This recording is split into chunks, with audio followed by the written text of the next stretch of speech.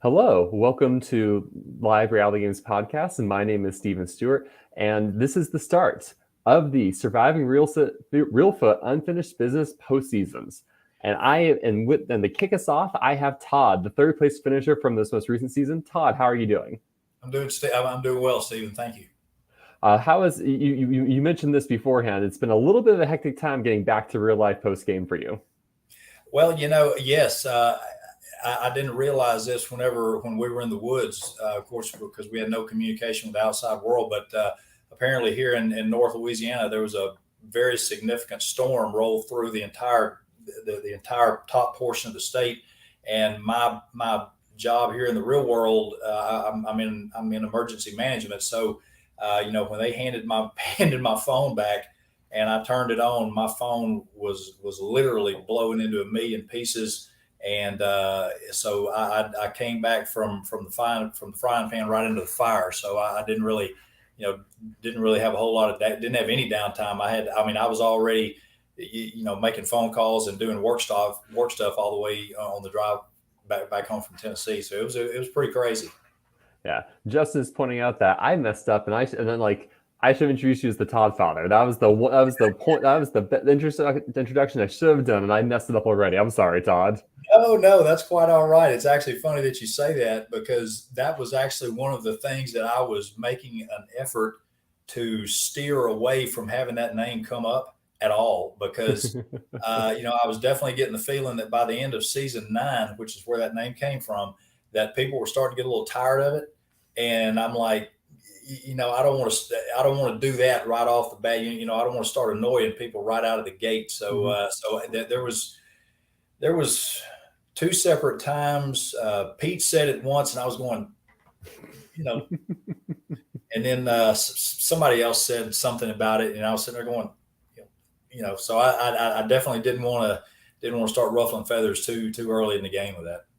Well, getting back to what we were talking before, given just kind of this chaotic return to the real world, have you felt you've had some time to recuperate, especially because 8 day game is a long game? Have you felt you've had the time to recuperate and process what's happened since then? Yeah, very, very much so. After season 9, and my wife can attest to this, it took me uh, at least 2 weeks to get my head Mm-hmm. disengaged from the game. Mm-hmm. I was, and I'd read articles, in times past about how, people who played CBS, they had to have this serious detox, and I always thought it was a joke until I came home from season 9, and it is no joke. Uh, but I had a very serious feeling that that once I would get home from season 11, I didn't think it would be nearly as bad because I knew going in what I was going to be Mm-hmm. experiencing, and it was absolutely true. There wasn't nearly the detox or the decompression that was needed Mm-hmm. for season 11 as compared to what it did for season 9. It was much better. It was much better. You kind of talked this before about like wanting to like keep the download on the top father, like none of that this time. Walk me through like your final thoughts thoughts and feelings about your season 9 season. What you wanted to maybe change coming into this coming season. Well, when I came into season 9, I was very vocal Mm-hmm. about how I intended to play. That I was going to be playing big. I was talking the talk all the way through, and I made no effort to hide it from anyone. Mm-hmm. And of course, I absolutely, had my level of play. I Mm-hmm. fully had every intention of having my level of play be that high, be that strong, Mm-hmm. be that forward, and I feel like I successfully did that.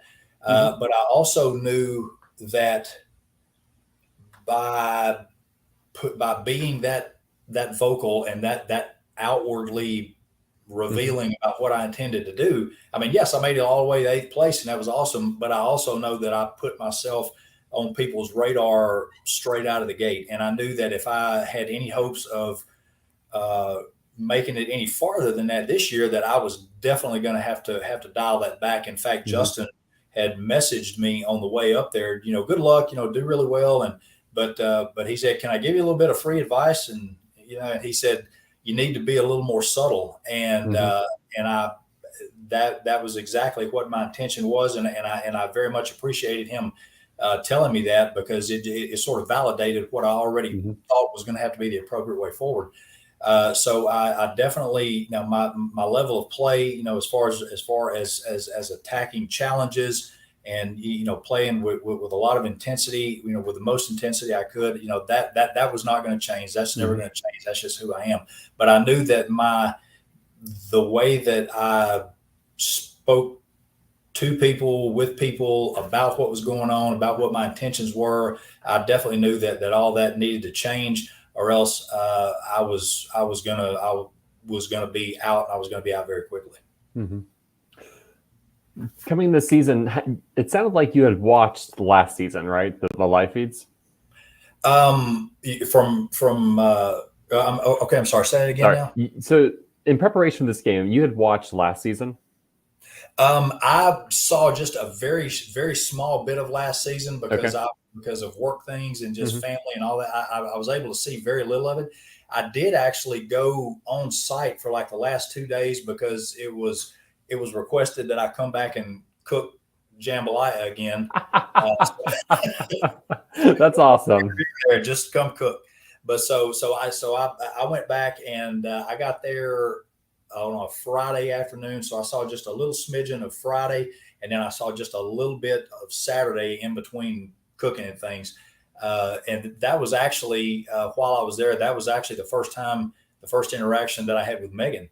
And it was actually that first impression that very much had me hopeful that she would be back in this season, because I knew even back then, in fact, I'd said this to people, that if Megan and I were to ever end up on a return season together, that I absolutely would like to align with her. I would like to be able to go head to head with her in challenges, because I believed her even back then to be an extremely fierce competitor. And I was very much looking forward to that. And I was very pleased when I found out that she would in fact be there. So talk me through, like, it's going to be an all-star season. There's going to be returning players. Were anyone else you really wanted to see there too? I was really hoping that Frank and I would get to play together. Of course, Frank and I had, we had our drama from last season. I think Frank is a great person. He and I are good friends, away from the game. I mean, we don't talk every day or anything like that. We had hit each other up kind of across, across the span of time. So I was really hoping that he and I would at least have a chance to, kind of, dance the dance a little bit. I was also glad to see Sharif there. I'd gotten to speak to Sharif just for a quick passing minute at the tail end of season 10.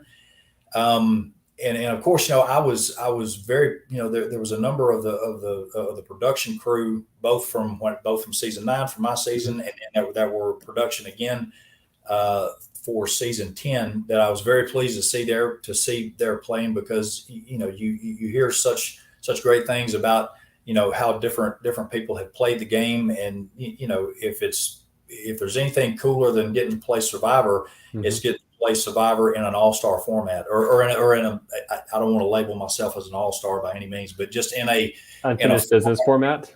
In a format of veteran players, because at that point, you walk in the door fully expecting that the level of play is going to be taken to the next level. My favorite season of all has on CBS has been Game Changers, because those were the people that they were coming in the door expecting that they were going to be playing hard from the get-go. So to be part of a veteran season, that was awesome.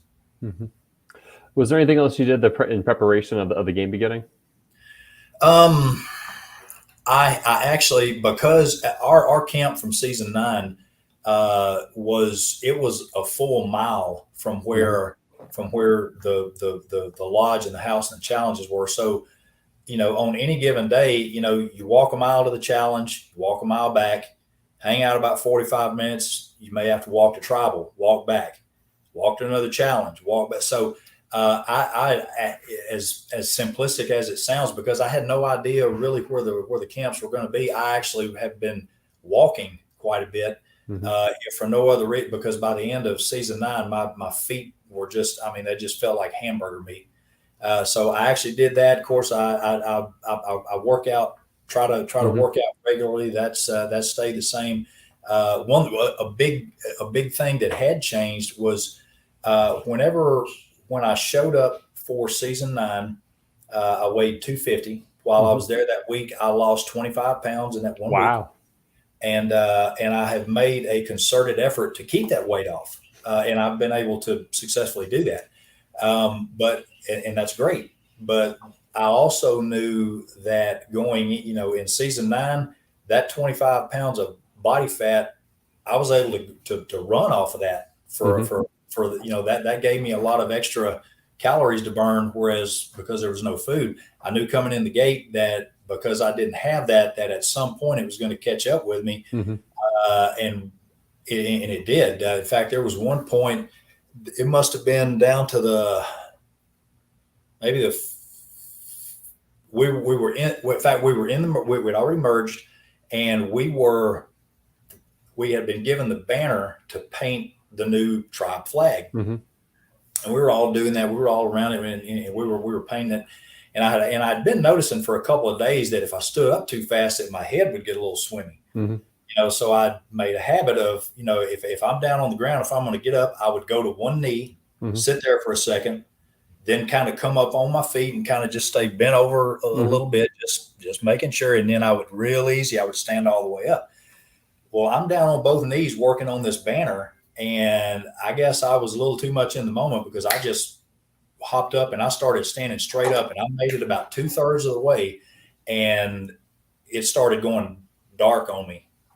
And all of a sudden, I felt my legs doing this, and I don't remember. Fortunately for me, there was 2 people here, and I couldn't tell you who it was, but I was in the middle of face planting, and Mm-hmm. they called me. And I was telling somebody, think season 2 when Scoopin fell in the fire, because that was me. It's just there was no fire, and fortunately, I had somebody to catch me. But yeah, it was so that lack of extra body fat to keep me running, it definitely caught up with me. Of course, there's no way to train for that, but I've been, and aside from that, I practiced making fire a couple of times, here and there. But aside from that, I just sort of stuck with what I knew worked, and it seemed like it worked okay. Did you have this? You didn't have a similar weight loss this season then? Well, I actually lost 15 pounds this time. So wow, I mean the Reelfoot diet, I guess. I mean, yeah, at what cost? But it works.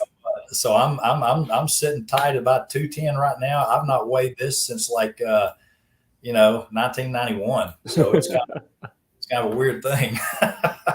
You think that should be a sales pitch for the game? Hey, take it where I can get it, or at this point in my life, if I can lose a pound or 2 by doing something funky, I'll take it where I can get it.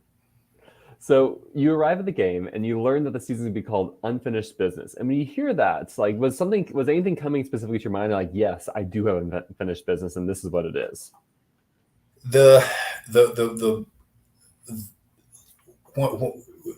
When I've looked back at season 9, the first thing that I would ask myself is, what were the mistakes that I made? Mm-hmm. What were the things that I did wrong in season 9 that I need to change in order to do better? Mm-hmm. And for me, that sort of concept is always a bit of unfinished business for me, because mm-hmm. I like to think that I'm constantly seeking self-improvement. Mm-hmm. Not that I would ever count myself as having to arrive and I now have all the answers, but just constantly seeking self-improvement. And so looking back on season 9, the biggest mistake that I made coming in the door was I was very starstruck by the whole thing of actually being there and playing the game. And I failed I failed remedial survivor, in that when I got there, I failed. That's the 8th place player from the season. Well, I didn't make a core alliance from the very beginning. We're great friends. We're one big happy tribe. We're here. We love each other. Mm-hmm. And by the time that I realized that, when it's time to start voting off people, I'm starting looking around for alliance members, and there are none, because everybody else has done clicking up. Mm-hmm. and I was kind of left out, out. And so I knew from the get-go that I did not need to make that mistake again. Mm-hmm. I knew from things I'd seen at the end of season 10, I knew that I absolutely knew that I wanted to align with Megan. And when I found out that Sharif was going to be there, I knew I absolutely wanted to align with those two people in particular. And my goal had been to have a final three. And I said this in the season, and I don't mean to be throwing shade at anybody, but too many times you see a final three where there's one player who just killed it, and then there's two more who did. When you look back at their game, you're like, have they been here the whole time? So I wanted to be in a final three where there was three people who had brought it the entire time. And at that point, win, lose, or draw, I mean, I don't want to say it was irrelevant, but just to see a final three with that level of competition. So I knew coming in that that I wanted to form that alliance quickly, and so that I could, I guess, sort of check that off my box of unachieved things in Survivor, unachieved things, unfinished business. So I wanted to get the core alliance, and I wanted to definitely experience that kind of tribal, and I absolutely wanted to get farther in the game than I did before, because I felt like that would have been a definite indicator of the fact that I improved at least something. I would like to briefly make a defense of your game back in season 9, where you were in a rough spot given the way the merge played out. How it was Carlton versus Rutherford, and Carlton just picked off. I think because I'm double checking, you were the last person from your original tribe standing. I was. Yes. Yeah, and so I think that's a pretty big achievement right there. Well, and of course there's still all this question about because we were in the swap, and it was 3 Carlton, 3 Rutherford, and I still have people ask me if I regret voting off Frank because he was one of the Rutherford, and that was one of those things. It was a calculated risk, so it's one of those things. If it works and you make it all the way to the end, then you're a hero. But if it doesn't work and it fails, you're either a hero or a zero. One of the two. So there was. It's just one of those decisions that you make the decision, and then you do everything you can in order to make it work to your favor for as long as it can.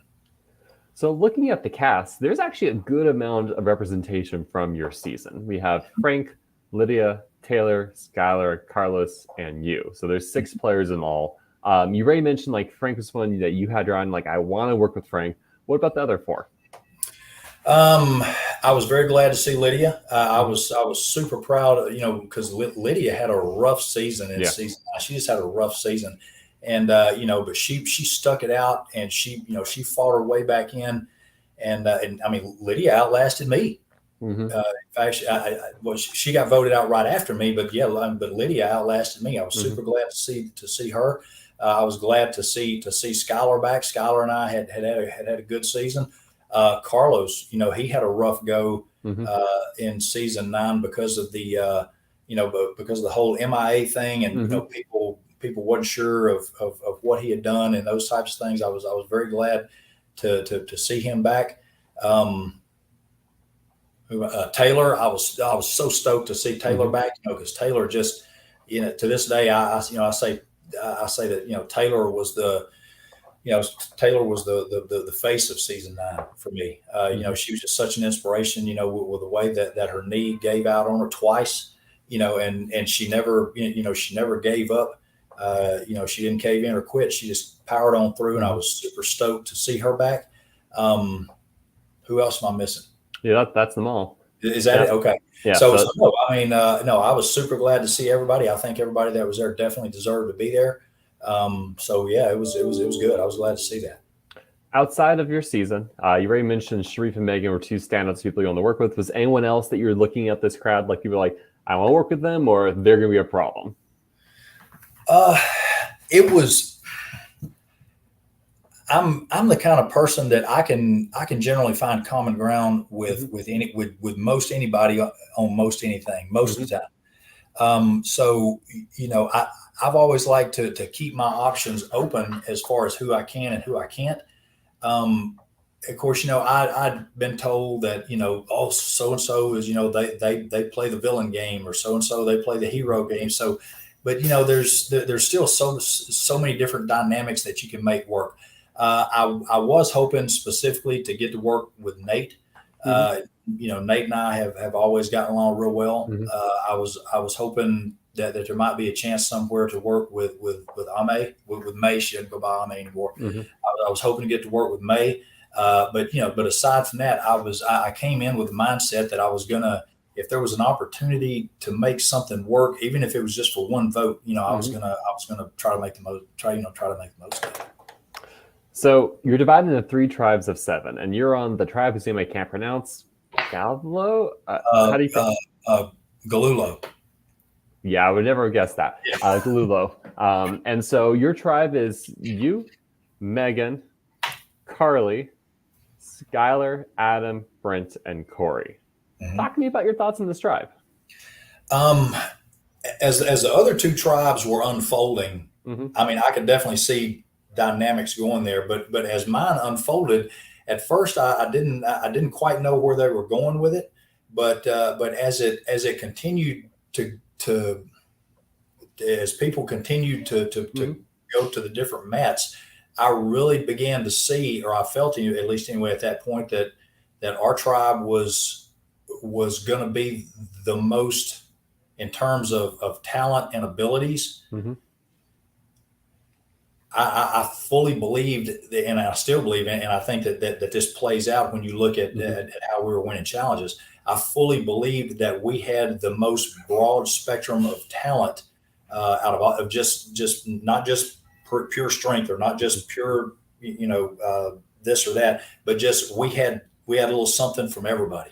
So I was super excited to see how that was going to pan out. To see if people with such a broad degree of talents could actually come together into one mindset good enough to move forward as a whole, as a tribe. And I was super excited. Of course, Rutherford had a tough time out of the gate in season 9. It didn't seem like we could win a challenge to save our life. So when we started just winning challenges, and we were winning challenges, that was cool. I mean, it's very much a reversal of what your time was last year. I mean, you almost made it to the merge without ever seeing a tribal council, which would have been a wild experience. Yeah, that would have been pretty cool. I do wish that would have happened. Yeah. And so you mentioned before, like, you wanted to go in, you wanted to kind of cement those relationships and form alliances earlier instead of losing and being like, oh shoot, now what? And so talk to me about the players you were connecting with in this tribe. Okay. As soon as I got on site, I went immediately to Megan, and I had a conversation with her, and I explained to her in very straightforward detail about what I was hoping to do, and how I would like for her and I to possibly move forward in that direction. And, what were her thoughts on that? And she was completely on board with it. I voiced to her that I was also interested in speaking with Sharif. And I said, you played with him, tell me about it. And she had nothing but great things to say. So I immediately moved from kind of in the living room where she was into the kitchen. That's because Sharif was in the kitchen over by the counter. Of course, at this point, everybody's kind of moving around and visiting. And I approached Sharif, and, we just talked for a moment, and then I voiced, kind of what was going on, and, and kind of got his take on that. And he seemed to be, he was very interested. And of course, so we sort of just laid a foundation there. And then, of course, when they split the tribes up, Sharif landed on a different tribe, but that's, the understanding was that, when we all came together, assuming that we all made the merge, that, or a swap at least, that we could continue working together, and keep this going to a forward moving direction, and hopefully all 3 of us make it to the final 3. So that was the intent. Of course, it did. We sort of once you voted out, once you got voted out, Megan and I had to realign a little bit, which is where Austin comes in. But no, it was definitely a smart move for all three of us to have something in place coming out of the gate. Was there anyone else in your opening tribe you felt like you really connected with? It was one of those things to where I didn't want to jump the gun too quickly, and immediately align with someone without, because again, you hear, all along the way about how somebody played before or somebody played this way before, so and that's certainly helpful to know. But at the same time, I guess my mindset has always been, to err on the side of caution. So I made it a point to establish, social relationships with everyone in as much as I could, without seeming like I'm trying to make drug deals, with everyone, because you don't want to be that guy. So, I made sure that there was good mojo between as many as possible. And then when it came time for a vote on a particular thing, you could piece together a reasonable voting block for that vote, and then move forward from there. And we were able to, and Megan and I were able to successfully do that until the swap and then the merge happened. So I have to imagine your original season players were much more unwilling or cagey about having a strategy early on, right? It takes like that first loss to really kind of kick things going. Did you feel like it was the same thing this season? Like people were pretty confident, or like once the game started, strategy was already happening on that tribe? Strategy was happening before people ever even showed up. We were told, and I want to guard my words here because I love every one of these people, and I don't want to seem like I'm throwing shade at all. But we were told specifically, on the front end, that that they didn't want any pregame strategizing, which. I mean, granted, now I'm not a member of the LRG world or the org. I didn't even know there was such a thing until season 9. But it's apparently it's a very small world amongst that group of folks, and I mean, it was obvious that there hadn't been just people kind of chatting along the way leading up to the game. There were people who had been immersed in intricate strategies, and there were plans and foundations laid before we ever even arrived. And while that's great and amen to all that, I guess, but in my opinion, it just, and I'm gonna steal this word from Justin. It caused a flaw. And because of that, and this is just my opinion, but because there was so much of that up front, I mean, it just, one of the great things about the game is that when you go in cold, and you have to build from the ground up. But when you walk in already knowing things, I mean, that just kind of takes a huge strategic aspect of the game and just throws it away because you walk in the door and it's not a level playing field, and it's intended to be a level playing field when everyone walks in the door. So it doesn't matter where you come from, what your background is, what your level of skill is. It's a level playing field, and when there's that much done up front, I personally just believe that it took away just such a great aspect of what could have been.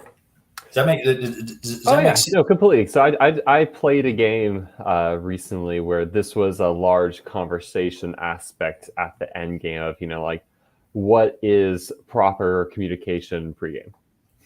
Like if they say like, hey, good luck looking for the scene there, is that fine? Versus like, I want to work with you when we're there, is that fine? Like, like what kind, like to what level of conversations should be acceptable pregame? Yeah. Well, and I mean, I'll be the first one to initially, whenever they said no pre-gaming. And then again, I had no, because I had never been a part of this reality game world.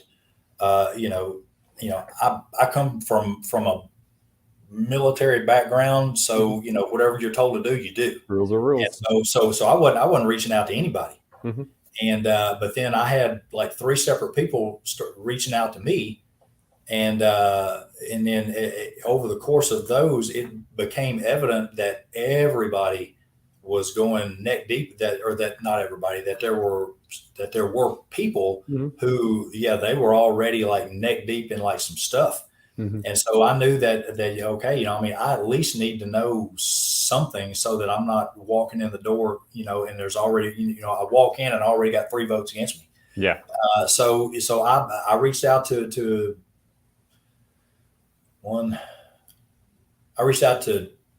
people, but it was just, hey, hope to see you there. I'm playing. Hope to see you there. Hope everything goes well. If we end up working together, maybe we can make some good things happen. And that was it. So, it's, now I don't know if what I did was technically pre-gaming or not, but if it is, then it is. And if it's not, it's not. But again, it was one of those things I felt that at least, in order to keep myself from being completely on the outs, completely out in the cold, that I at least needed to do that. And so, and I did it, and I was able to sleep okay with it. Yeah, and especially because All-Star games, given that everyone's a returning player, right? Like, and there's all these connections on top. And you already mentioned, like, you had met Megan last year, and you had a really good impression of her, and you like to like her in the street. You're like, I want to link up with these people. Right? You already come in with these like preconceived notions of who do I want to work with, right? Especially, let's say, like you mentioned Frank's a person I really want to work with, right? You see from the game, like, I'm going to work with him no matter what. Like these things, like it's the All-Star game is rife with these things, and it just kind of is what it is. It feels. It's funny that you bring up Frank and pre-gaming. Last season for season 10, Frank was part of the production crew, and so when I got there on that Friday, so I could cook the next day. It was in between challenges, and Frank and I were walking from somewhere to somewhere, and I don't remember which one of us brought it up first, but it came up that if we ever were on a returnee season, that Frank and I could work together to keep each other informed, and nobody would ever see that coming. We play up the whole, we hate each other, and we actually kind of tossed that around a little bit. And while it looks great on paper, Frank and I, we could have agreed to it, but we would have been waiting to cut the other one off at the kneecap. First chance we got, it wouldn't even lasted past the first vote. That's so funny that you brought that up. Did you see season 40 Winners at War? Yeah, sure did. This reminds me a little like the Poker Alliance, right? Where on that poker competition one time, Kim, Boston Rob, Tyson were like, yeah, we'll totally work with each other if we're ever in the same season. And people use that against them as ammo, and they're just like it was one conversation once and never meant anything. Yeah, and that's that. And again, it's one of those things. I think it's kind of fun to ponder, but as fun as it is to ponder, I don't think it would have went anywhere. Because, like I say, I definitely think Frank would have taken any chance he could to kind of give me a little payback for the blind side from season 9. Well, I'm talking to Frank on Sunday, so I will be sure to ask him his thoughts. So you have the opening reward challenge that day one, which I believe is has some sort of word scramble component to at the end, and I think the red tribe wins at Scylla, and then you have your first night, and the next day your tribe does great in the remaining reward challenges. Okay, I'm sorry, you broke up. Say that again. Okay, so I believe you have the first reward challenge day one, right? And the red tribe wins, and then the next day you have like the memory matching competition, and then you have the endurance challenge where we're holding up boxes between your legs, and your tribe I think comes first in both of those. Yeah, we did. In fact, we won both of those, and we just kept on winning. We were that hole in the box with your feet thing. That was one of those. I'd always wanted to. Of course, you see the ones on CBS where they have to stand on the pyramid with their feet, or stand on the thing where they got just that much of a lip. I'd never played one of those like that kind of endurance before. I did the one where you hold the paddle with a ping pong ball on it. But no, something like that, I'd never done anything like that. So I was super stoked to get to do that. I think I was paired with Adam. I think Adam and I did really well, and I got major respect for. I'm trying to think who won that. I don't remember. I don't know who won that either. I don't remember. Brain dead. I guess I've still got survivor brain. But yeah, that was really good. I was I'm glad that there was a number of challenges that that were different. So the fact that there was variety there, I think Parker did an incredible job. Mhm. Putting all this together, and I'm just really glad, that challenge by challenge, that it worked out the way it did. It was just such a great variety, challenges with multiple levels of things, Mhm. instead of just one thing and then you win. So he did a great job with it. He really did. Because I mean, this is skipping ahead, but you really crushed every endurance challenge you're in this season, from what I can tell. I guess. I hesitate to use the word crush. When I'm talking about myself, I don't want to start to think too much of myself. But physical Mm-hmm. attributes. That's I guess that's one place where I guess I do pretty well. Mm-hmm. One of the things that I realized, and I hate to keep going back to the Todd and Megan Shreve thing. One of the reasons that I think it made one of the things that allowed Megan and I to go as far as we did, I knew just from the short conversation I had with her last year, and then the conversation we had in the living room when we were getting ready to start. I mean, she was obviously educated, articulate, and all that. What I didn't know and found out in the game, once we got in the game, is that she went to Harvard, and she is a Harvard educated engineer. Wow. So yeah. So, and one of the things that I found, and this is kind of what I believe made us work so well together. I like to think that I'm, have at least average intelligence, average common sense. Mm-hmm. So when it would come time for a vote, and Megan and I would have a discussion about it, it was never, not even once would it be like, okay, Megan, this is what we're going to do. Mm-hmm. Or she would never come to me and say, okay, Todd, this is what we're going to do. It was never once more of this. It would always be a case of, hey, Megan, we got this vote. I'm kind of thinking about maybe this because this person is a threat. Mm-hmm. What do you think about that? Or vice versa. And when I would say that to Megan, she would listen. She would acknowledge it. She would validate it. And she would say something to the effect of, okay, but instead of that, I was kind of thinking maybe this guy, because even though he's not much of a threat, if we vote him out, it would make this happen. And then once that happened, it would initiate this. And the end of it would be that this over here would be broken up. And I'm sitting there going,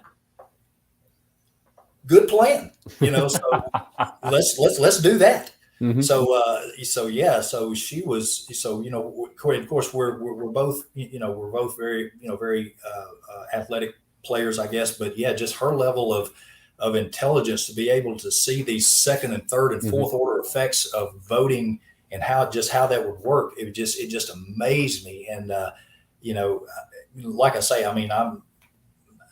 I like to think that I have at least average intelligence and average common sense, but at the same time, when somebody lays a pathway that articulate in front of you, I would have been a complete moron to try to stand my ground and just vote out one guy for one threat, and then that would have been absolutely absurd for me to try to do that. So now, and I got to thinking about it afterward, after some of the comments from the jury roundtable, and just watching some of the videos. A lot of people interpreted that as Megan was calling the shots, and and I'm not going to sit here and justify myself to anybody, because I made the decisions I made, and I stand by those decisions. She was just better at being able to see those things and to accurately predict how certain votes would go.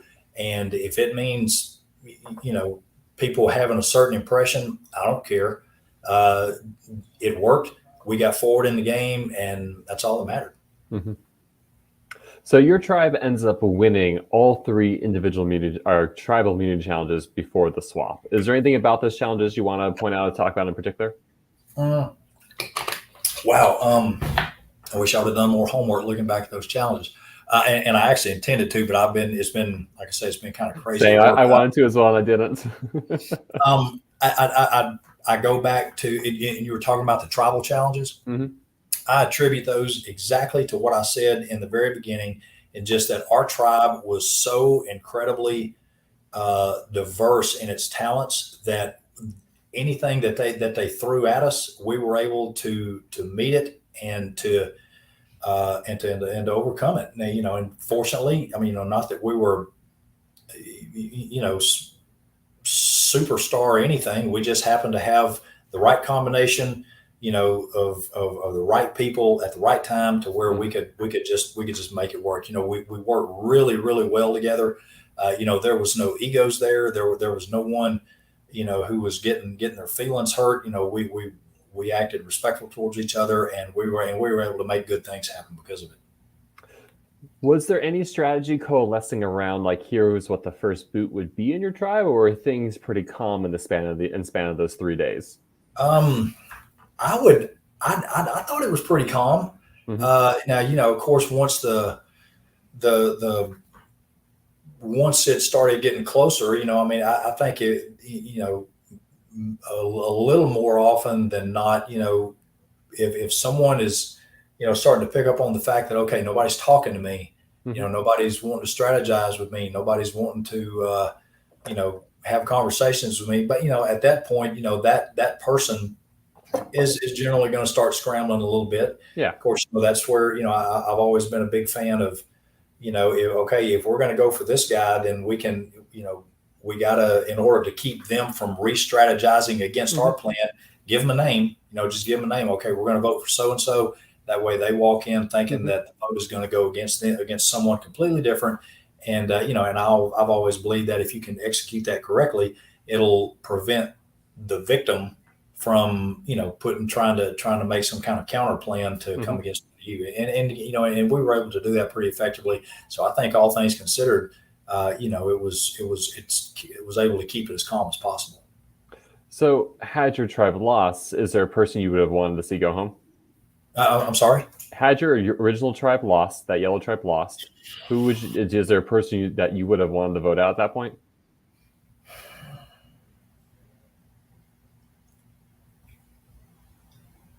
I'm wow. See, because to me, if it's someone that I would have wanted to, it would have to me that I was getting along so well with everyone. Hmm. To now I'm sitting here saying this. I've slept since then, so I may have been ready to chew Hmm. my arm off and beat somebody with it in the game. But it seemed like that everyone there was working well. Hmm. We had a good vibe around camp. Of course, we were winning. It's easy to have a Hmm. good vibe, when you're winning. But it seemed. But to the best of my memory, I mean, it seemed like we were all getting along well. We were all able to bring uh, positive things to the table, Hmm. and and make good things happen. So Hmm. at that point, nothing's really jumping out at me. But not to say that it wouldn't happen. It's just not jumping out at me. You mentioned that Megan was your number one. Did you feel like you had a concrete number two from this tribe, or just it was since there was no trouble, you never had to like figure out exactly what the hierarchy was? Oh, wait, excuse me. Hold on a second there. Sorry about that. Did I black you out for a second? No, I can still see and hear you. Okay. Um, Initially, in the initial, I'm sorry, in the initial tribe, you Yep. said, um, I seem to remember being of the mindset that until we could either bring Sharif in or because I myself, I still very much wanted the third to be Sharif. So Hmm. I would think that my mindset at that point was to just play hard and stay off everybody's radar, Hmm. and when necessary, just maybe sort of adapt the Sandra philosophy. Anybody but me, anybody but Megan. And and of course, and I guess one of my, if I can call it a personal strength, is when I need to be. Most Hmm. times, I can be fairly persuasive, Hmm. and I actually had to rely on that quite a bit, especially when we got down to the final six. But but in order to persuade someone that this over here may be a better way to go in order to keep Hmm. heat off of my alliance, maybe just try to persuade somebody that that this over here is a better way to go. And I don't even know if that answers your question or not. Yeah. So you end up swapping, right? So you escape the first three tribal councils, and you swap the two tribes. you end up on I'm double checking, the new red tribe. And so your new red tribe is going to have from your Carly, Adam, and Brent from your original tribe. And you're also getting Amber and Reynolds, who are pretty much the duo of the season. Adam, I already said Josh and Lydia. Yeah, Josh, Lydia. There we go. So you went from a tribe of 7 to a tribe of 9. Yeah, that was that definitely definitely changed the dynamic. Now, fortunately for me, it became by then Amber and Reynolds' game had it began to be very much the spotlight. So they made it easy to keep light off of my alliance, because they were doing their thing, and there were several failed attempts to come at them, and of course that's a whole other interview there. But fortunately that kept the light off me, kept the light off my alliance, and it made moving forward for the next several votes really easy. How is reconnecting with Lydia? Lydia and I didn't really have a whole lot of time to talk. Of course, she took it pretty hard when Frank got voted out, and I hated that it affected her that way, because I really was hoping that she would just I wanted her to have just a stellar game, because again she had a hard season the first time around, and just she was season 9 she was very much an inspiration to me, the way she just wouldn't cave in and quit. So I was very much hoping to see her have the game that I knew in her heart that she wanted. So it was tough to see her taking Frank's voting out as hard as she did, but but it was okay. We got to speak just a little bit, but it was okay. It was good. Do you feel like you, Carly, Josh, and Adam, Brent, did you feel like the 4 of you grew closer as a group? Because I do. Brent and Adam and I, we were doing very well, getting along. Of course, in the middle, or in the first part of the game, we were able to have some great conversations, and not just about the game. We were teaching each other. We were talking to each other. We were telling about families, and what do we do for work, and just a lot of personal conversations that were extremely good. And of course when the time came, and it was time to start casting votes. That always that's never fun, but it was one of those things that both of those guys still had enough respect for the game that that they didn't take it personal. It's the game. So, I think they're both incredible men, and I'm privileged to have gotten to play with them. So one of the things we haven't talked about is this season brought in the shot in the dark from the CBS Survivor. And this hasn't mattered because you haven't done the tribal council so far, but now you have Josh in your tribe. And Josh is a player who had been targeted by his original tribe, played as shot in the dark. How was meeting Josh the first time, and what was his thoughts? Was he really looking to work with you all? Absolutely, he was. He was pretty. He was very much feeling the sting of having the vote come against him. So when the swap happened, and he was there, he was the lone man out. So I knew that he was going to be needing some friends. So I absolutely approached him, and when I started to learn his background of what he does, and he actually has a business that sells. He makes, creates, and sells survival-related gear. And he began to tell me about how good he is with puzzles. And I said, "You come on over here and sit down with me. Let's talk a little bit." And Josh he has come to find out he's as he demonstrated in the snake puzzle thing. He's very much a master at what he does, and we're absolutely privileged to have him. So this tribe also tends to win a lot. You win the next 3 immunity challenges, and we see May, Corey, and Frank go out.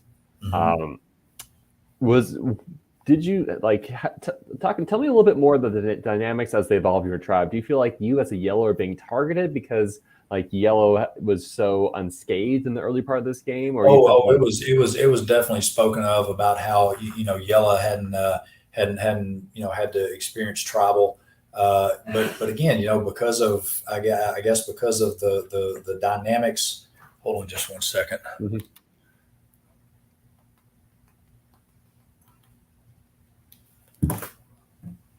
Because of the dynamics, we were able to, and again, because of the ongoing thing with the ongoing thing with uh, uh, Amber and Reynolds, again, it's still because all that hadn't come crashing down yet. Mm-hmm. We were still able to to avoid the target a little bit, and can continue to move forward. Mm-hmm. Of course, all good things must end. And as the numbers began to get smaller, and as the merge approached, and Megan and I were having conversations, on these, and of course, when the time came that Sharif was voted out, at that point, we knew we absolutely had to find someone to step into that role, which is of course where Austin comes in. Mm-hmm. So when you finally lose that first tribal immunity challenge, this is the one I think you have to answer questions, and you have to shoot the balls in the basketball hoop. You all lose that challenge, and you all are going to tribal council. What's going through your head? That it was just a matter of time. Of course, we lost that challenge, and we lost that one, pretty significantly. Mm-hmm. We were not happy about it, but at the same time, I think we all still had a very good realization that, we're going to be okay. We're going to have to, lose one of our numbers, but we'll be okay, and that we'll just move on by it, and that loss was inevitable, and this is just again, it's just part of the game. And if you can, my personal philosophy was just don't lose your head, keep your head on straight, stay the course, don't lose your focus, and we'll be okay. So this ends up being a very chaotic vote. There's a live tribal council. I was watching right beforehand. Like you're bringing a group of people together, saying this is what we're doing together. Who did you want to see go home from this? Honestly, and this is terrible to say, I honestly can't remember. And again, I apologize for that. I know I'm not making your interview any easier, but I as I sit here right now, I honestly couldn't tell you. And I hate to keep going back to the same thing of anybody but me, but so long as my alliance, stays intact, of course, at this point, you're always looking for that next, for that next ally. So I would imagine that my thought process would have been, okay, this is my alliance, whoever's at least one layer outside of that, anybody but them. So the farther away on the fringe from the people in my immediate circle, the better. And at that point, it wouldn't have mattered who it was, just so long as it didn't have an immediate impact on my lives. Did you know Brent had an idol that he was going to play? I had no idea, and I have to say I'm super proud of the fact because after the fact that he had the idol came out, I'd asked him specifically, had he heard any idol talk? Oh, no, I hadn't heard anything. And when it came out, he came to me afterward, and he's like, "Man, I'm sorry I lied to you about that idol." And I said, "Dude, you did exactly the same thing I did in my season, because I found an idol within the first hour, and I kept it." And that was a great moment. And I didn't tell a soul about it. I said, "You did the right thing." I said, "Telling somebody about it would have been the dumbest thing you could have absolutely done. You never tell anybody you have an idol." So no, I was surprised, but I was pleasantly surprised, because, like I say, in my opinion, you don't ever tell anybody you have an idol. Never. So Lydia ends up going home. There's 4 votes for Brent that are nullified, 3 votes Lydia, 2 votes Amber. I mean, you mentioned that you just hadn't really connected very much to Lydia on this swap tribe. Yeah, and of course, I mean, at that point, there was some, I think, that the battle lines had already been drawn, pretty much, because, Lydia came over, and, or when, at this point, when we all came together, in the swap, there were already some pretty solid lines drawn, and you have to be careful. If you're seen too many times talking to one of them, then everybody's going to assume that you're now one of them, or that you're about to become one of them, and they start to separate you out. So I was very, very adamant about not giving that impression, in as much as possible. So no, I mean, at that point, I love Lydia to death, but at that point, yeah, I need to be real careful about how chummy, I would have been. We have a question from Sherry. If you found an idol this season, would you have told Megan? No, you have not even told Megan that you found one. I would not have told her. All right. And I think that Megan is a big girl enough to where she would understand why, and she wouldn't be mad at me one bit. So no, I would not have. Sherry, I love you to death, but I wouldn't even have told you in season 9. I didn't tell you in season 9. So I'm gonna hear about that before it's over. So this is the end of day 4. How are you feeling? Oh, I definitely feel like I'm in a good position. Mm-hmm. So at this point, and help me remember, what day did the merge actually happen on? Merge happens day 5. So so you just voted out Lydia. It's the end of night 4, and Sherry says, "I don't think you told her about an idol." Oh, no, that's what I'm saying. I did not tell her about it, and I would not have. That's what I'm saying. I didn't tell Sherry about it. I wouldn't have told Megan about it. I wouldn't have told Sol. But no, at this point, everybody is realizing that the merge has got to be coming quick. Mm-hmm. And that's that right on cue. That sort of started to lift our spirits a little Mm-hmm. bit. Because that just means, that you're about to hit another high water mark in the game. Everybody walks in with some goals. You don't want to be the first one voted out. You want to make the swap. You want to make the merge. So as each goal is starting to approach, it kind of lifts everybody's spirits. So, so we're all, pretty excited. The tensions kind of ease a little bit, but at the same time, everybody's still very much, got their head in the game. But again, you're at this point, you're already starting to look ahead, so that, okay, when the merge happens and we all come together, who's left on the other tribe that I can bring into my fold, mm-hmm. and be that much stronger, so that we have the numbers as opposed to them having numbers. So the next day, you have to earn the merge. That half the players will go to one last tribal council, and half the players will fast straight to the merge tribe, and you're told you can choose between a memory challenge, a skill challenge, and essentially an endurance challenge. And for you, you end up choosing the endurance challenge. Yes, because my memory, as I've showed you several times already, my memory's terrible. So I knew that was definitely not going to be something that I would choose. I mean, they were going to have to force that on me. So yes, I absolutely went for what I knew that I would have a much better chance at. And it worked out for me. Now, that being said, when we had the memory challenge a little bit later, where we had to run around behind the hay bale and all that, I was super proud of that, because I didn't think I would ever make it that far. I mean, I didn't win, but I still did better than what I expected. Mm-hmm. And I had that was a brutal challenge, by the way. That was, but I did well in it. But in regard to your question, yes, I will always take something endurance or something strength related over a memory challenge, because I'm just not good at it, and my wife will tell you that. So you end up winning you're one of the 2 players that wins your heat, I think. And no, I'm sorry, two players that do what? That win the endurance challenge. Yes. Right. So you make it to the merge tribe, which will come to be known as Lone Star. Talk to me about just your first experience on this merge tribe, or at least, like, did you think that Brent was going home from the loser tribe, or was there a lot of speculation about that? It was hard to say, because at that point, yes, you're in the merge, and you've got this new breath of fresh air, but at the same time, you don't know what's going on with the ones who didn't.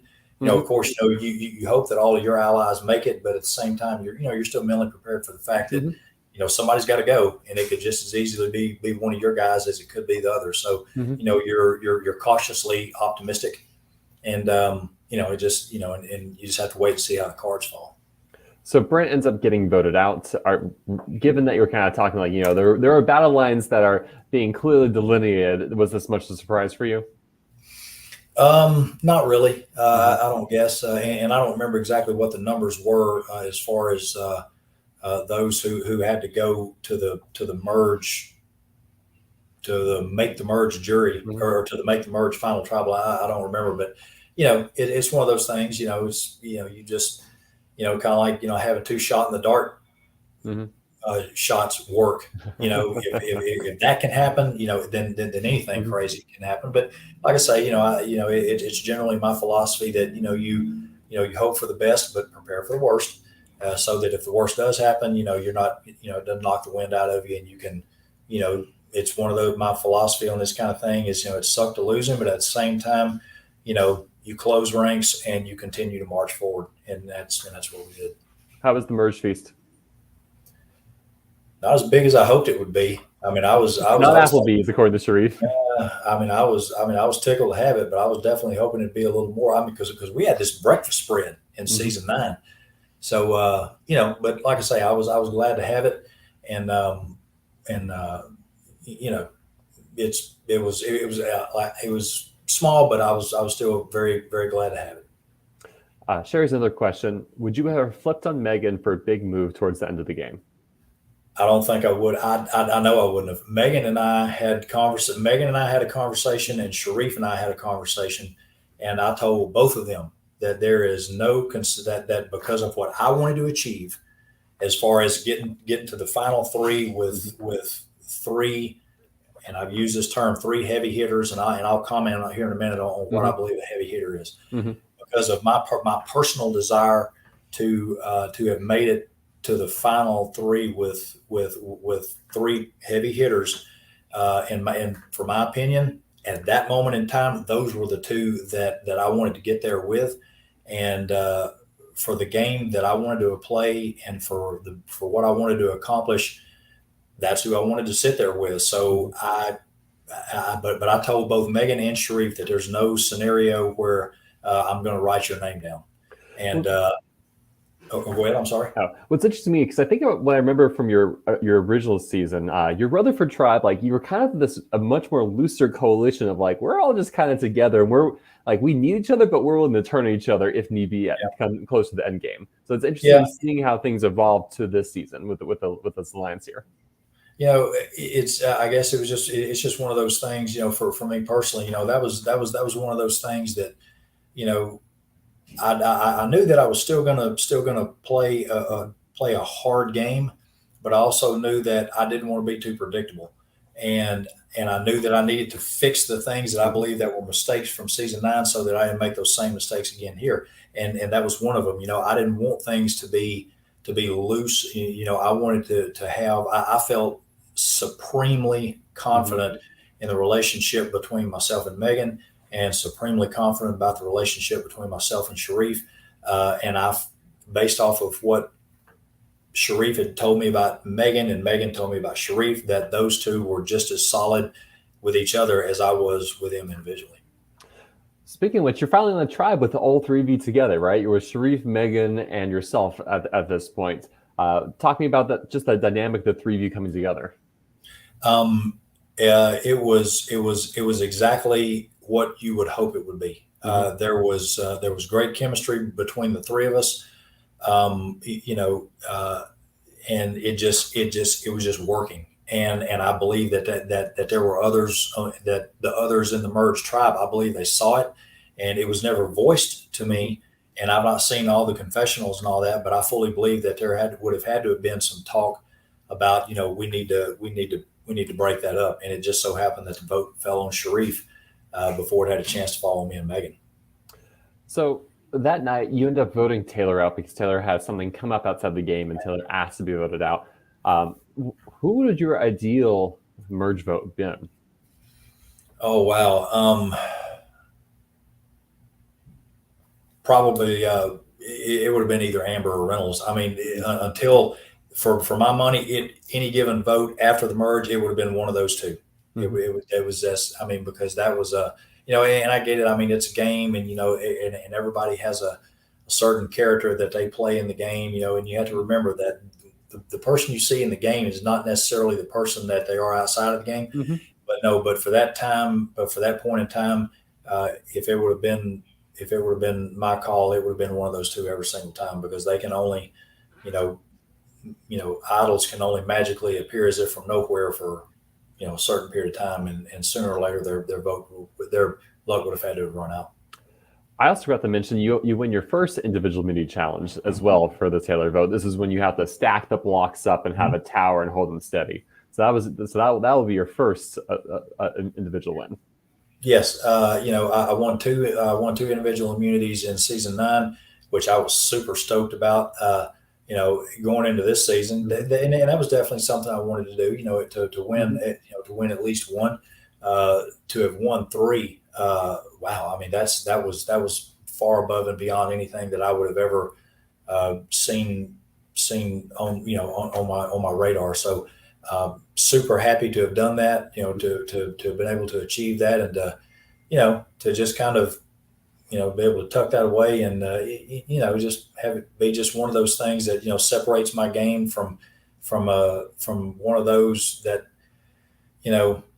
from being one of those people that people look at and go, has he always been in this season? How long, when did that guy show up?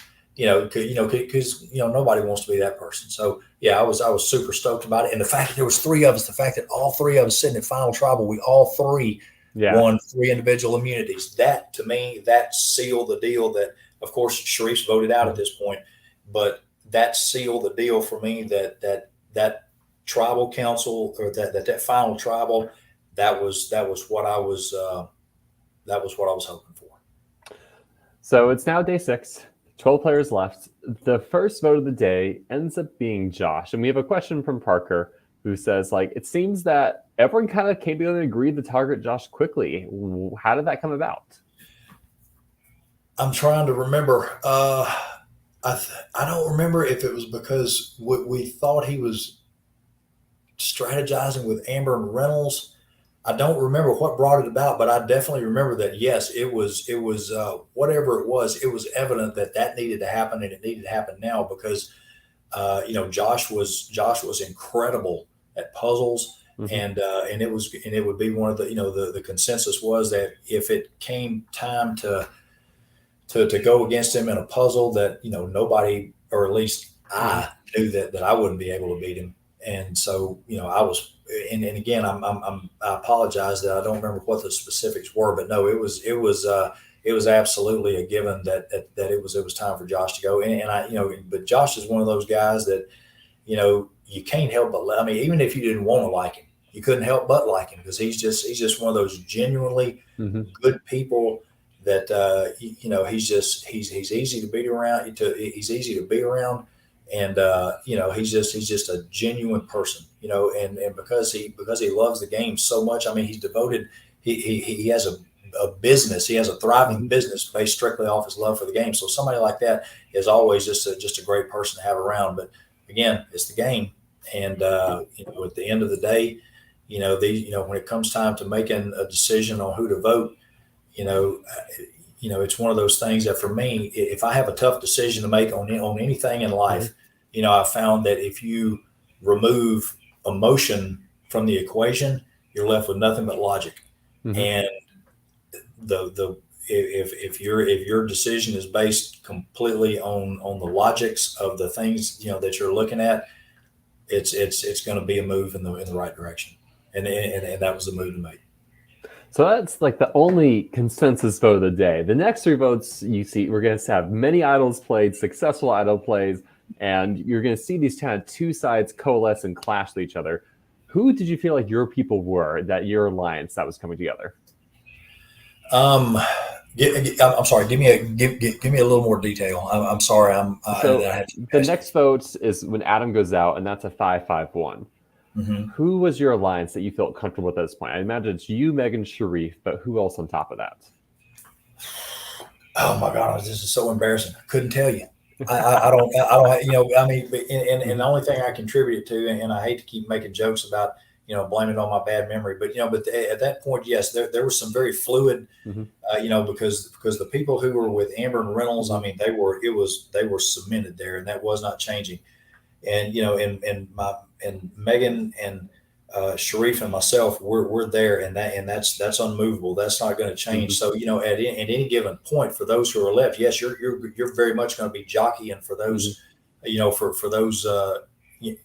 And I mean, nobody is ever a permanent free agent, but in a given voting block moving forward, there's always going to be, more often than not, there'll always be one, maybe two, that would be open to hearing what you have to say, depending on how bad they may have been burned by the other group. So I don't remember how the vote went, but I'm pretty sure you didn't vote for Adam. I don't think I did. I don't. So Adam goes home. The next round, this is where you're being targeted, right? Because this is where Megan's player idol for you, and you're going to send Skylar home. Talk me about the lead up to this. Did you know your name was being thrown out? Did you know you were being a target? I was aware that it had been thrown around more than once, and leading into this particular vote, I had heard not just that it was being thrown around, but it was the name. It was the name that was going to be going to be written down. So of course, there's always a question of, will it be all or none? Will they try to do some funky split? Or they're afraid, that we have an idol, and at this point I had no idea that Megan had an idol. I had no idea. So, when my name started come, oh no, wait, let me see. Let me try to remember this. I had no idea that there was going to be an idol in play. So when it was played, and I found out after the fact that the others of my alliance had already gotten solid, not just a word, but a solid confirmation that it was going to be on me, and I didn't know that. Nobody told me that. So when Megan got up and played an idol on me, I thought this is terrible, but I thought she was just like doing it out of the goodness of her heart. And so when the name started coming up, I mean, it hit me hard. I mean, it like hit me in the feels. And I got pretty emotional about it, just sitting there. And after the vote was over, I mean, I went and hugged her neck, and and I told her, I said, just thank you so much for having that kind of faith in me. And I say that I fully believe that she did have faith in me and faith in our alliance, or else she never would have done it. And of course, I found out after, that they had some inside information that, while yes, I'm sure it was a very heartfelt move, but it was also a logical thing to do. Because I'm quite certain she took her emotion out, and her logic told her that it was the right move to make, and so she made the right move, and it kept me around for another vote. So you wrote down Skylar that round. Any reason why? Because it's interesting. Skylar was from your original Yellow tribe, I believe. She was, but by this time Skylar had already aligned herself with Amber and Reynolds, and I mean they were a solid group, and it was obvious. And but again, it's it's nothing personal. It's the game. You align with whomever you feel you can have the clearest pathway forward, and and I got nothing but respect for that. But at the same time, it's the game, and when someone is going to get voted out, it needs to be someone that's going to that whoever goes away needs to go away and stop causing you and your alliance to be in jeopardy. And at that point in time, it was Skylar. So let's say it ends up being 5 votes Sharif, 5 votes Skylar. Do you go the Rocks? Oh man, I had that question came up a number of times, and this is one of those things that I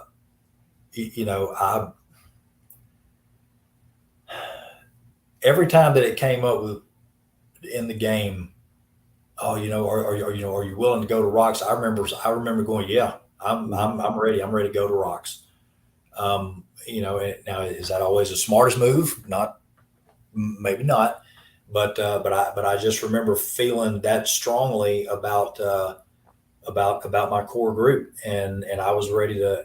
I'm quite certain, I was ready to see it through to the end, and that and I've always felt that if I'm going to go out, I'm going to go out swinging, and I'm going to go out swinging for the fence. So I would much rather go out because I went to rocks and it didn't work than to just play it safe, play it safer than what I should have, and then go home with regrets.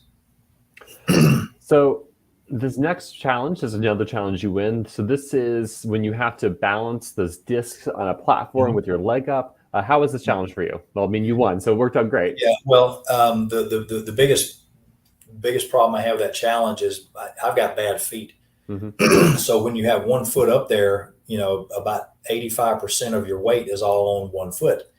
And I was wearing good tennis shoes, but at the same time, when I'm having problems with when that one foot started hurting, the one that was actually on the ground, you're forbidden from changing feet. You just had to bow up and deal with it. So, I was trying to like maneuver my foot as much as I could, because you can't pick your foot up.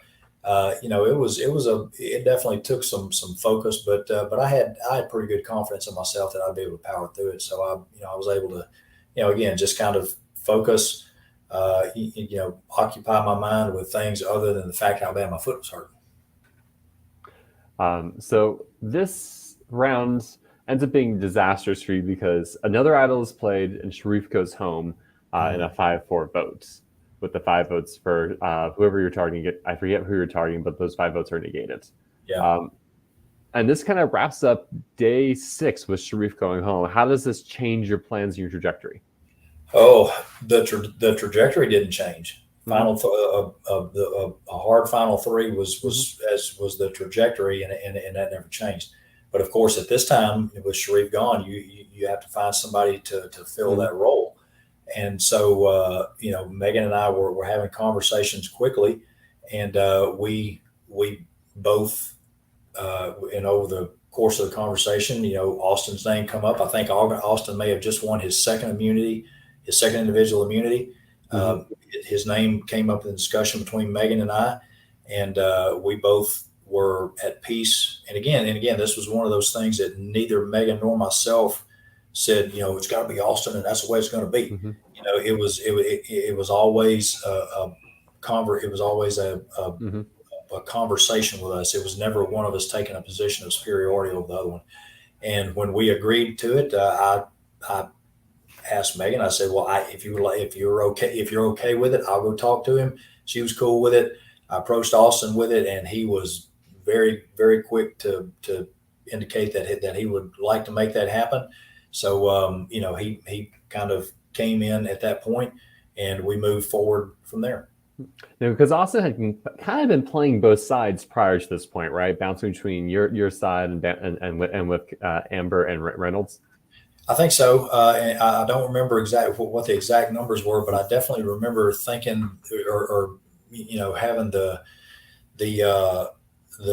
distinct impression that Austin was closer to being a free agent than he was being having a solid core. So I knew that just by offering someone in that position, just by offering them a solid core group, I mean, that's a huge deal. And I felt like, by offering him the solid core group, along with we're looking to be a solid core group to take it all the way to the end. I mean, that's like offering a starving man a pepperoni pizza. They're going to jump all over it. So, so I presented it to him, once Megan and I were in agreement, I presented it to him. He bit off on it, and we moved forward from there. And it was a good group. Another person who's playing the middle on both sides was Carlos. At what point did it come to your knowledge that Carlos was one of the people feeding intel to Amber Reynolds? It was clear. It was very close to the end. In fact, it may have all been. It may have been after he. In fact, I think it was after he got voted out. And again, I mean, that's we all come in playing the game that we play. That was obviously that conversation or the idea to make that happen. That didn't happen when they pulled into the parking lot. That was obviously one of those things that had probably been thought out long in advance, strategized out pregame long in advance. And, it's not anything that I personally would have done. I don't throw shade at them and doing it. But again, it's one of those things that I think if it would not have, if it would not have been that way, I think it would have left more of the intended spirit of the game. I think there would have been more of that intended spirit in the game if, because I think that's how the game's meant to be played. So, but it is what it is. And I mean, if nothing else, it definitely brought something to the mix that you were not prepared for. And so, at the end of the day, how well did you adapt to that? What did you do to overcome it? Improvise, adapt, overcome. So it was there, and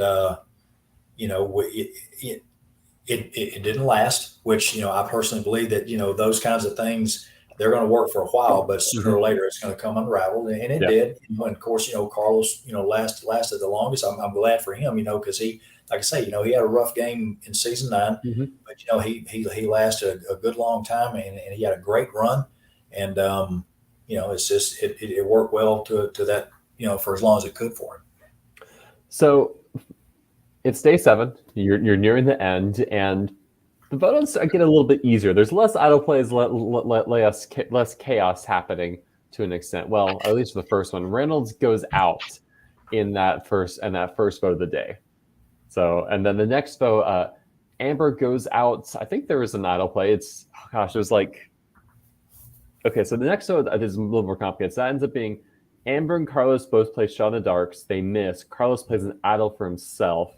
Yes. Amber goes home with 2 votes. Talk me through that final 7 when you're targeting both Amber and Carlos.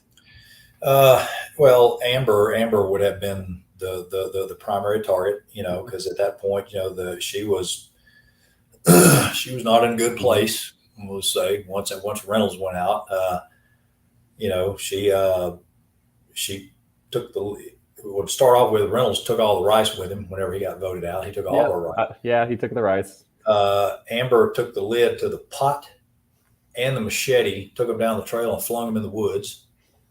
So, there was a little bit of, there's just a little bit of drama, a little bit of carrying on. Someone protected the flint, right? Isn't that what happened? Yes. In fact, somebody, when we were walking back to camp, I think Megan said something to me about, I hope she doesn't take the flint too. I said, where's the flint? And she told me where it was. And I kicked it in high gear and stretched my legs out, and I got on up ahead of her. I got to camp first, and I took the flint myself, and I tied it to the string in my shorts, and because I didn't want to put it in my pocket because I didn't want it to fall out. But I said we'll have the flint if nothing else. So we saved the flint, and of course if you throw our stuff in the woods, we're gonna vote you out. I mean that's just kind of like there's Survivor 101 and there's Survivor 102. And 102 is if you throw stuff in the woods, we're going to vote you. Hey, I mean, Jatina poured her tribe's rice in the fire and didn't get voted out. Sometimes it works, maybe. I guess, but wasn't working that day. So, yes, Amber at that point, yes, Amber was the she was the obvious choice, and we were idle out. There were no more idols anywhere in the known world. So, it was pretty straightforward, and it went the way we wanted it to, and we moved on from there. In that round, there had been some confrontation between Tony and Amber. Was that something you witnessed? Yeah.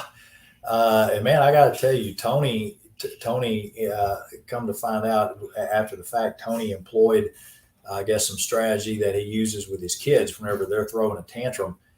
And man, look, Tony, hats off to Tony's parenting skills, because he handled that.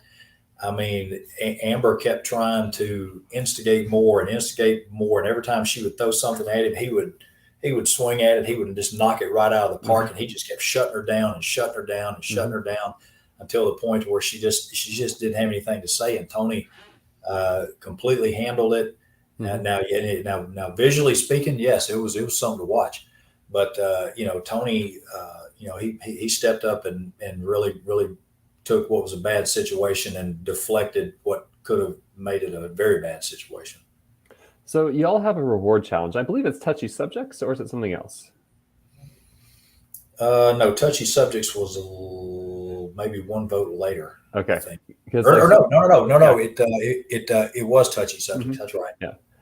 Did you get any superlatives, or did your name come up at all on it? I got one. I don't remember what it was. I got one. I mean, fortunately, it wasn't like the one like who stinks the most, or Mhm. or who never should have been here. I didn't get those. I was very thankful for that. But the one or the maybe two that I did get, they were positive. So I mean, I was glad of that. I was for sure glad of that. Yeah. So Tony wins, and he takes both you and Carly out. I think you get popsicles. Yes, it was supposed to be popsicles and a glass of lemonade.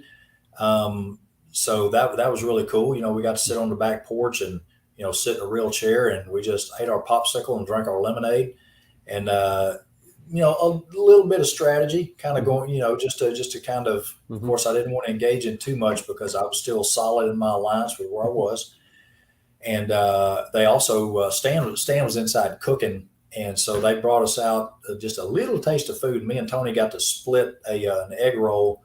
And because Carly's a vegetarian, they brought her this little bitty bit of some of Stan's lo mein. So we got a little extra some. They threw us a little something extra down to us. That was good. It was a good time.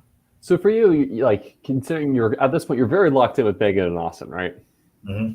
Yeah. So it's hard to strategize with Carly and Tony because you don't see them in your final three. No, but I didn't at that point. Now, with that being said, you still don't want to cut them completely out, obviously, because if something would have happened and if they would have gotten, if the vote would have gotten to Megan and Megan is now gone, at that point, yeah, you got to, now all of a sudden you're the one scrambling for your life. So, I mean, I definitely wanted to maintain, good rapport. But not step over the line and let it be perceived because, at that point, I didn't want Austin and Megan to get a perception that I was about to flip on them. So, I mean, I kept it civil, we laughed and we cut up and it was completely genuine. But at the same time, I wasn't going to talk too much strategy. And I certainly wasn't going to give them any impression that I was open to doing anything against my alliance. So, I mean, ideally, you're at the 6. Like, what was who did you want to vote up for first? Did it go the order you wanted with Tony, Carlos, Carly, or do you wish it had been in a different order? Out of the 3, the biggest threat for trying. Wow. I guess it didn't really matter at that point. Now, of course, there's still 3 of us and what would amounted to 3 of them. So there's always the rocks issue. But at that point, in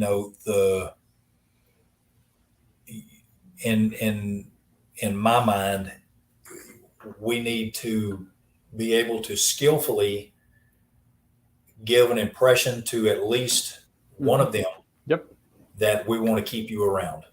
We like you. We want to keep you around. I mean, and so for this next vote, until until we can figure out what we want to do going forward, will you vote us? Will you vote with us on this next block? And at that point, yes, a person will. If it's going to keep them around for another vote, yes, they will absolutely throw somebody. At that point, I would have thrown, a puppy under the bus. If it's going to keep me around for another vote. So and we were able to do that. Tony went home, and that was tough, because Tony was a hard player, and Tony and I got to be friends. He was my tribe handler for season 9.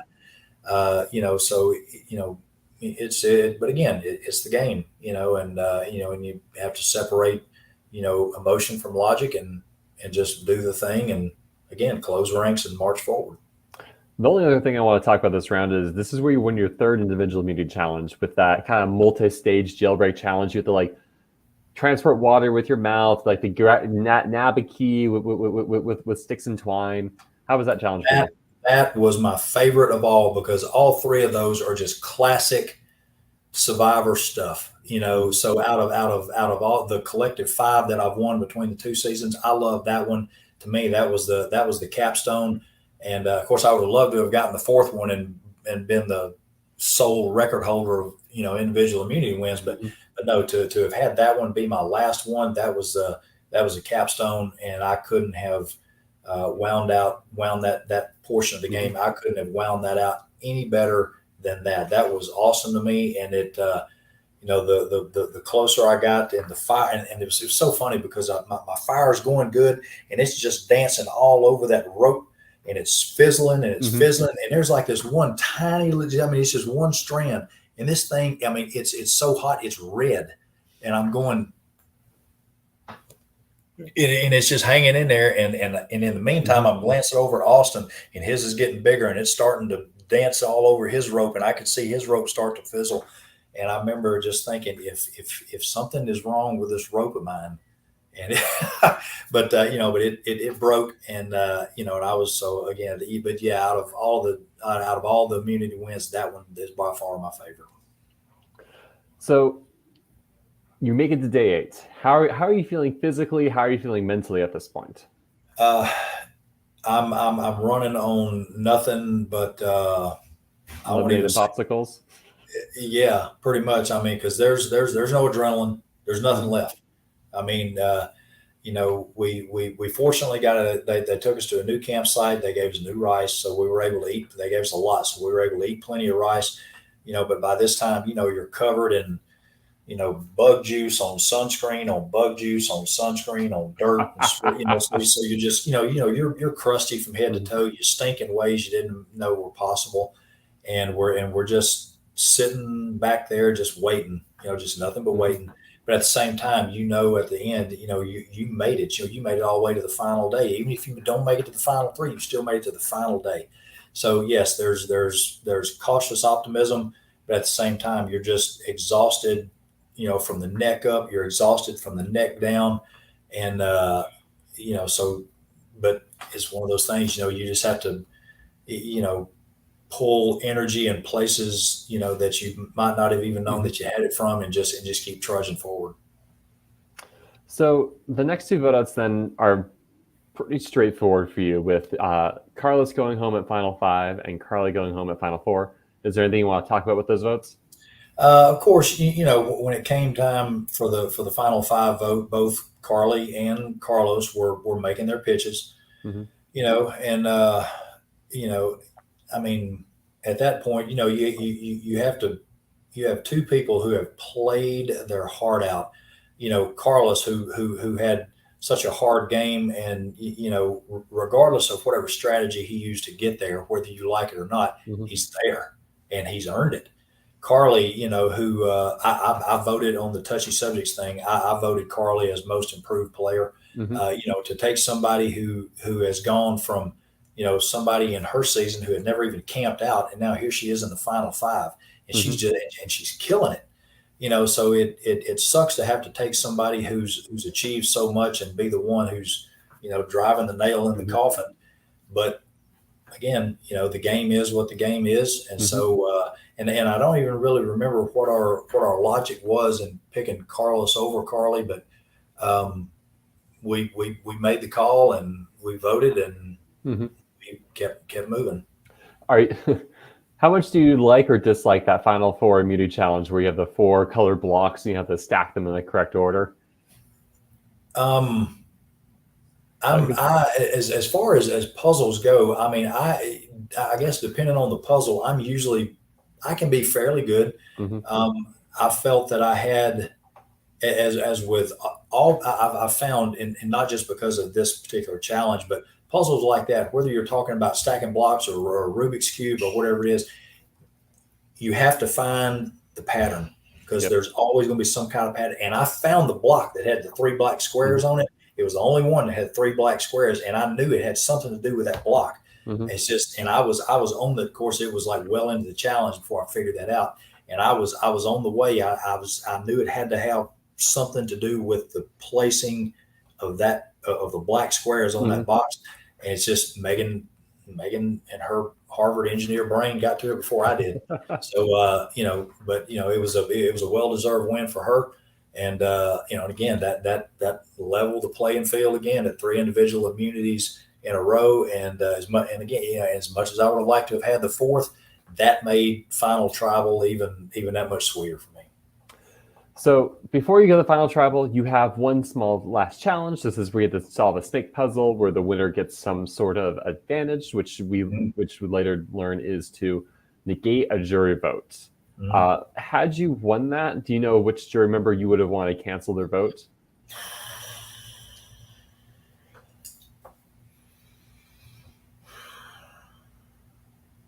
Really, and I promise I'm not picking on her when I say this, but probably Amber, because Amber and I had come to words at one point initially when she made her first scene of I'm just going to quit. I'm just going to quit. I'm just going to quit.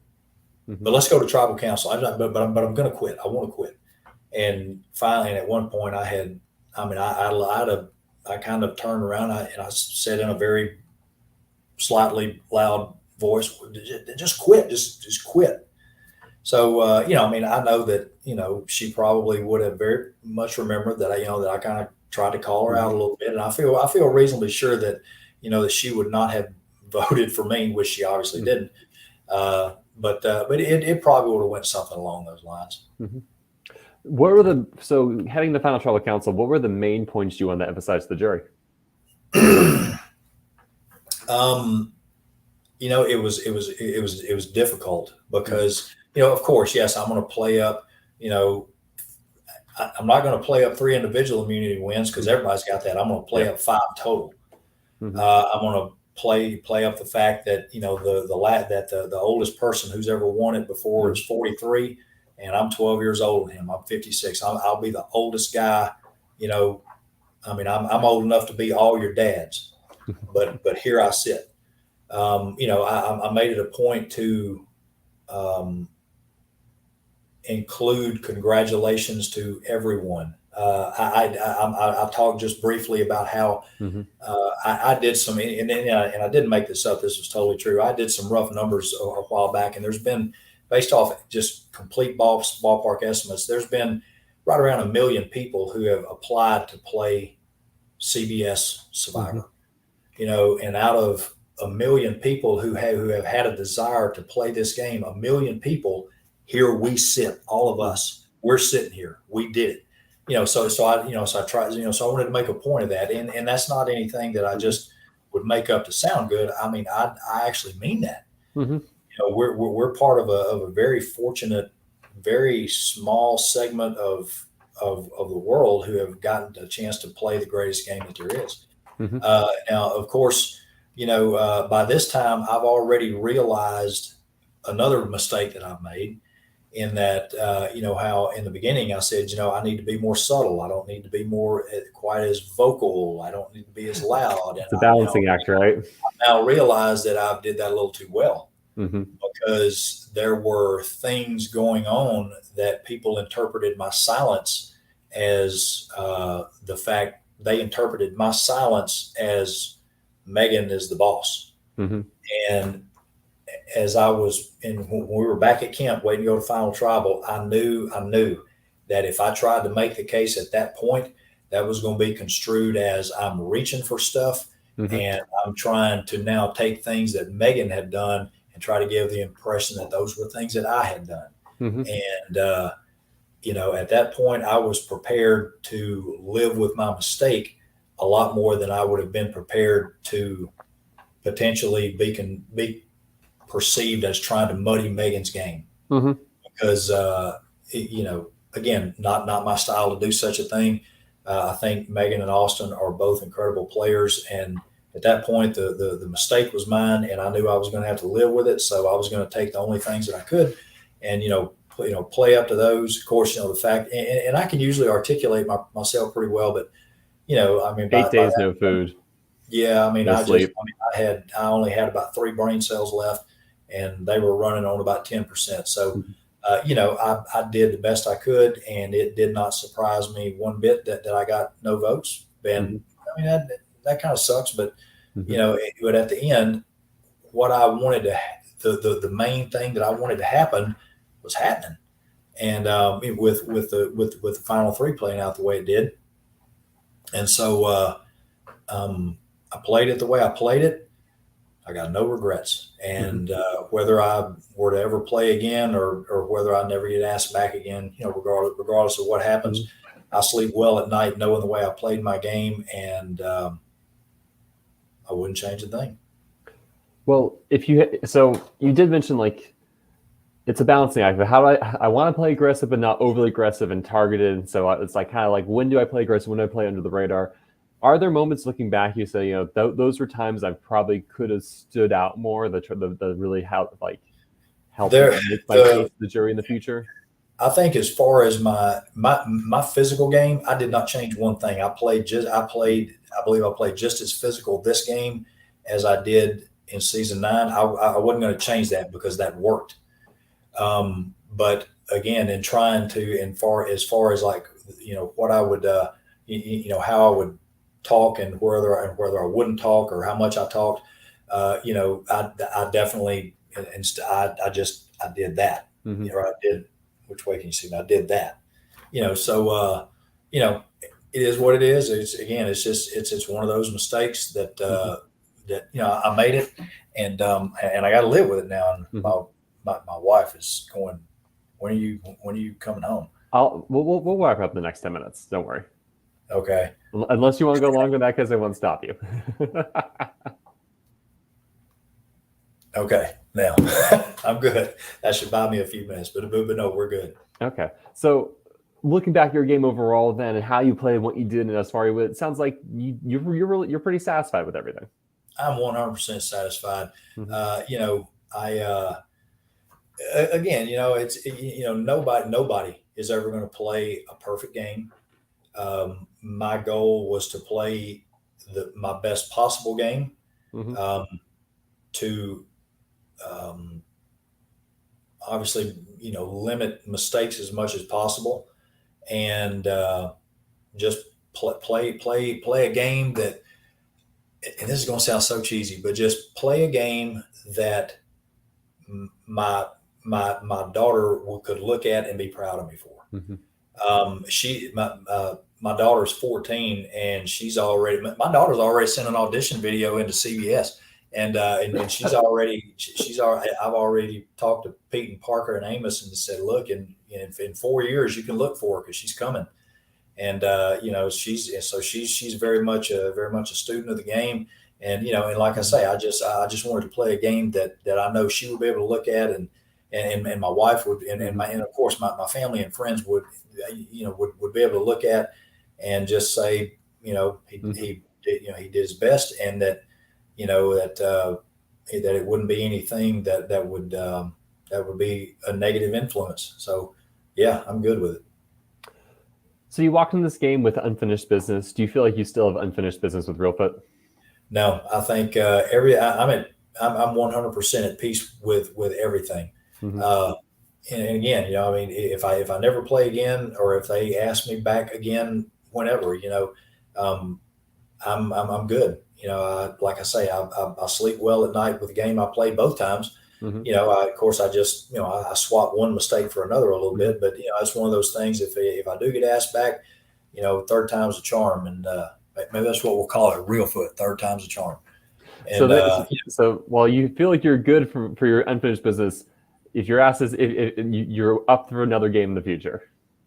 Yeah, for sure. Now, of course, I'm going to. I need to wait a couple of years because I think I've pretty much played all my hall passes out, and I got to build up some more credit with my wife at this point. But yeah, I totally. You just need a blood versus water season. Surely she'll play with you, right? One thing at a time. You can't get. This is. You learn so much with age, and I've learned to pick my battles and when to gracefully bow out.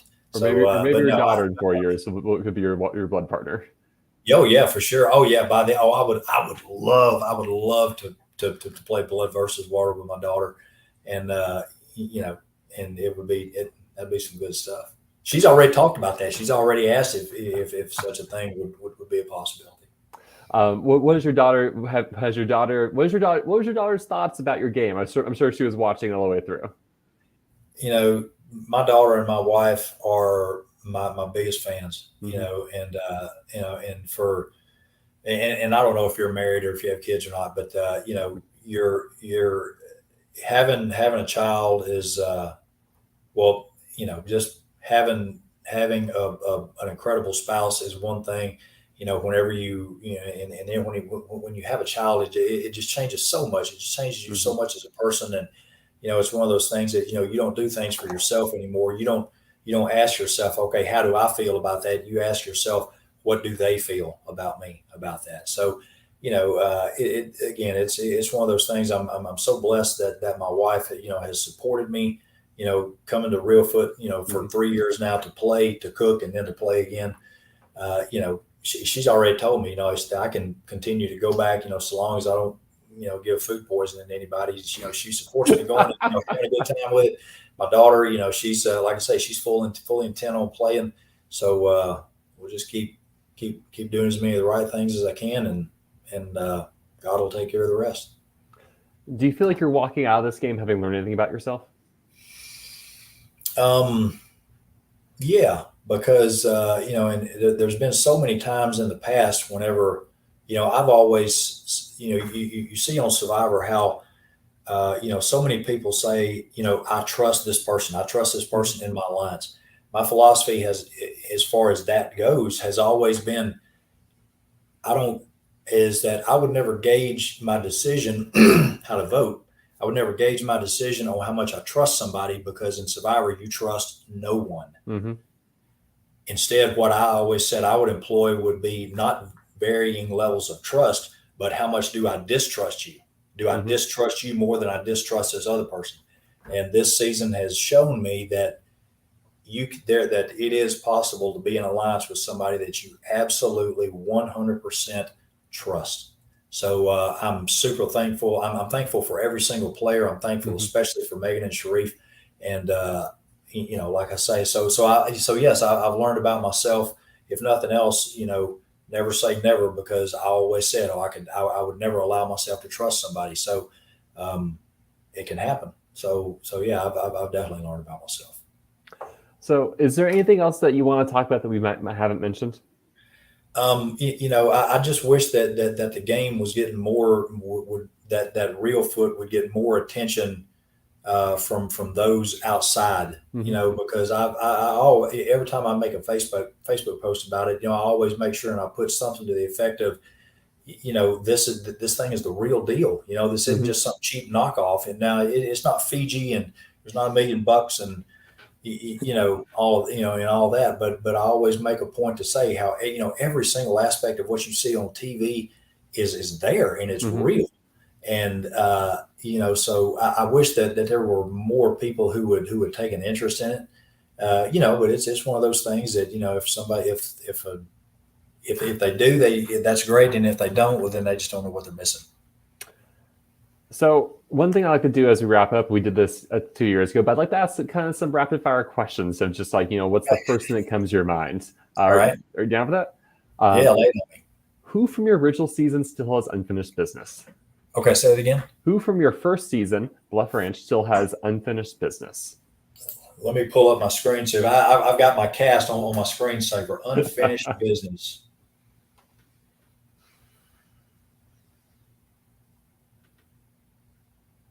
Nikki.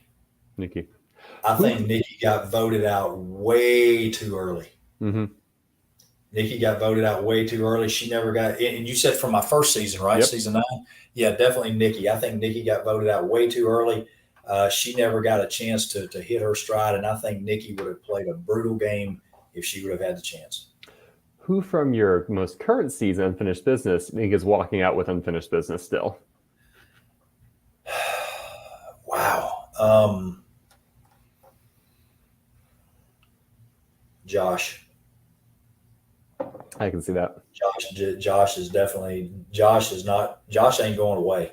I guarantee. I promise you. You can look forward to seeing Josh again, because he and in my opinion, he's got every single tool in his toolbox to take meatheads like me that think it's all about a physical game. He's got everything in his toolbox to bring people like me to our knees and just kill this thing. Who surprised you the most out there?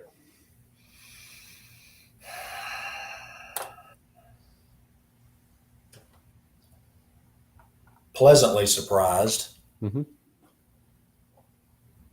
Carly. Nice. Because she played. And now again, I didn't see all of season 10, but Carly definitely brought everything she had, and she left no stone unturned in the game that she played. And I was super stoked to see that. Who do you wish you had a chance to work with but didn't, besides Frank? Oh man.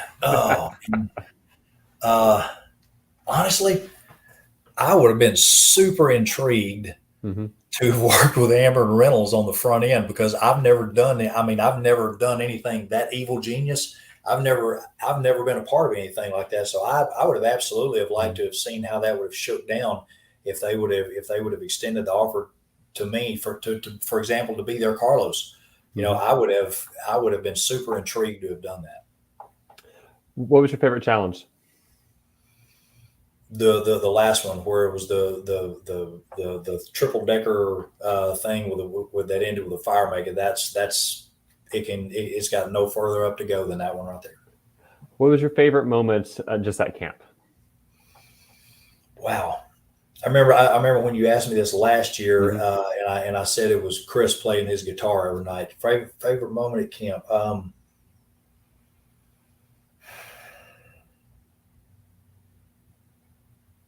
Wow. Probably the merge feast, because I was really hungry, and I mean, granted, we only got 2 pieces of pizza apiece, but that was good. Pizza was good. Is there anything left on your Survivor bucket list you're looking forward to in the future? Winning it all. That's it. Winning it all. I have other than that, I have no more boxes to check off but that one. Well, Todd, I think that's it for questions from me. Just I want to say thank you so much for taking the time to talk with me. I really appreciate it. Absolutely. I appreciate you, Stephen. And I know you take a lot of time out of your personal schedule to do this every year. And I'm sure I speak on behalf of every single person who watches these, and certainly the players. We appreciate you. Thanks so much to Parker for all of the all the work that he put in. He doesn't live in Tennessee. He lives in Texas. So for him to be able to take that much of his own personal time and expense, I'm sure, to do this was incredible. To every single player, of course, to my alliance, to everybody who watches and comments and listens in. We appreciate you. I appreciate you, and I'm just thankful to have had the chance to play once, much less twice. Well, again, Todd, I really appreciate it. Thank you for being the first to kick off the interviews this season. I think you were the first as well for your season too. I remember you were. I think you were the first people I talked to for season 9. Cool. I'm taking interviews a little bit more slower this year. Not the rapid pace of the past years, but the next interview I have currently scheduled is with Frank, 8 p.m. Central Standard Time this Sunday. So I'm looking forward to asking some of the questions that were raised here today with Frank. Cool. And hopefully there'll be a lot more to come. I know a lot of members of the cast reached out, have commented and said they want to chat, and so I'm going to slowly work through and schedule things. So don't worry, I will reach out to everyone eventually. Sounds good, brother. We appreciate you. Hey, thank you so much, Todd, and thank you everyone tuning in, and everyone have a great rest of your day. All right, you too.